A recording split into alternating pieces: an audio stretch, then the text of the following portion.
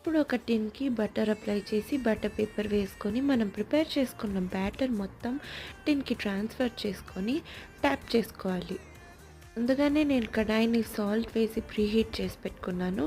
ఇందులో వేసి 30-40 మినిట్స్ లో ఫ్లేమ్‌లో పెట్టి తీస్తే మన కేక్ రెడీ అయిపోతుంది. కేక్ కంప్లీట్‌గా చల్లారినాక వీడియోలో చూపించినట్టుగా మోల్డ్ నుంచి బయటికి తీసేసి బటర్ పేపర్ తీసేసి నేను ఇక్కడ కేక్ డెకరేషన్‌కి నేను 3 లేయర్స్ కట్ చేస్తున్నాను.